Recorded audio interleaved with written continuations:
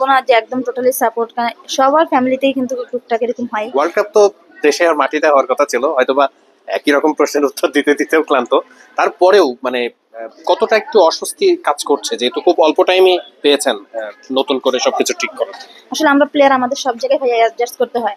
তো এটা আমাদের হাতে ছিল না, এটা আমাদের হাতে নেই। এখন যেটা আমাদের হাতে আছে ভালো খেলা, আমরা কিভাবে ভালো খেলতে পারবো। আমার কাছে মনে হয় যে সার্জার যে উইকেটটা বা সার্জার যে পরিবেশটা আমার মনে হয় মিরপুরের মতনই। তো আমরা যদি অ্যাজ এ বোলাররা যদি ভালো একটা টার্গেট দিতে পারে, আমাদের ব্যাটাররা কিন্তু এটা খুব ভালোভাবেই অ্যাচিভ করতে পারবে। সো আমাদের একটা বড়দের একটা টার্গেট যেন আমরা একটু ভালো একটা টোটাল দিতে পারি। শারজার উইকেটটা যেরকম আমরা এর আগেও দেখেছি যে স্পিন বেশ ভালো ধরে অনেক সময়, তো এইটা বাংলাদেশের যেহেতু স্পিন শক্তিটা বেশি, মানে এটা কি ওয়ার্ক করবে কিনা? অবশ্যই আমরা যদি চেষ্টা করি যে আমরা ভালোভাবে ভালো একটা জায়গায় বল করতে পারি, আমার কাছে মনে হয় যে এটা কার্যকারী হবে। এর আগে আপনি আইসিসি মানে best player of the month award একবার জিতেছিলেন, তো এই ব্যাপারগুলো দলের বাকি ক্রিকেটারদের মধ্যেও ইন্সপায়ার করে কিনা, নিজের ক্ষেত্রেও ইন্সপায়ার কতটা করে যে কনসিস্টেন্ট বজায় রাখা? অবশ্যই এটা ভালো লাগে একটা জায়গা।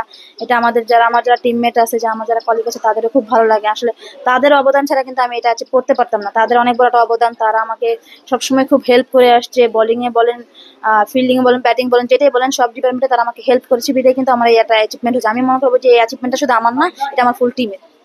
আইসিসি এবার একটা নিয়ম করেছে যে ছেলেদের যে পরিমাণ রেভিনিউ তারা দেয়, মেয়েদের ক্ষেত্রেও একই পুরস্কারের যে রেভিনিউ তারা পাবে। তো সেই জায়গাটাতে এটা কি মেয়েদের ক্রিকেটের জন্য একটা গুড সাইন কিনা, যেহেতু আইসিসি স্টার্ট করে দিল? সো একটা সময় হয়তো বা বাংলাদেশ ক্রিকেটেও সেই সুযোগটা আসবে।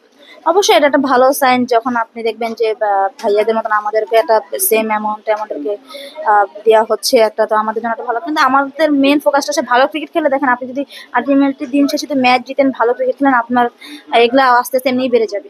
লাস্ট যেটা প্রশ্ন, যে এখন তো আপনি বড় ক্রিকেটার, একটা সময় যখন ক্রিকেটে স্ট্রাগলিং পয়েন্টে ছিলেন, ন্যাশনাল টিমে যাওয়ার আগ মুহূর্তের কথা বলছি বা খেলার প্রথম দিকে, ওই সময়টাই আসলে ফ্যামিলির দিক থেকে সাপোর্ট বা ওই অ্যাকসেপ্টেন্সের জায়গাটা কেমন ছিল, আর এখন কেমন, এই পার্থক্যটা কেমন? আমার ফ্যামিলি আমাকে আগে থেকেই সাপোর্ট দিছে, বাট ওইভাবে বলবো না যে একদম টোটালি সাপোর্ট, কারণ সবার ফ্যামিলিতেই কিন্তু টুকটাক এরকম হয়। তারপর বলবো আমার ফ্যামিলি আমাকে যথেষ্ট সাপোর্ট দিয়েছে। আমার মা, আমার ভাইয়া আমাকে সবসময় সাপোর্ট দিয়ে এসেছে। আমি বিকেশ থেকে পড়াশোনা করে আসছি, ওই হোস্টেল থেকে আসছি। সো আমি মনে করবো যে বিকেএসপির এখানে অনেক বড় একটা অবদান। আমার এখানে আসার পিছনে আমার ফ্যামিলি তো অবশ্যই আছে। তো তাদের সাপোর্ট ছাড়া আমি এই জায়গায় আসতে পারতাম না। এখন তো নিশ্চয়ই সবাই অনেক খুশি আসবে। হ্যাঁ, সবাই সবাই এখন খুবই সাপোর্ট করে। সবাই চেষ্টা করে যে আমি আসলে কিভাবে ভালো থাকবো, আমাকে কিভাবে মেন্টালি আরো কিভাবে ভালো রাখা যায়, যেন মাঠে মাঠে ভালো পারফরমেন্স করতে পারি। সবসময় তারা আমাকে এই সহযোগিতা করে। ইভেন যখন আমাদের মিরপুরে খেলা হয়, আমার ফ্যামিলি সবাই খেলা দেখতে আসে, আমাকে উৎসাহ করে যেন আমি আর একটু ভালো ক্রিকেট খেলতে পারি। Best of luck. Thank you.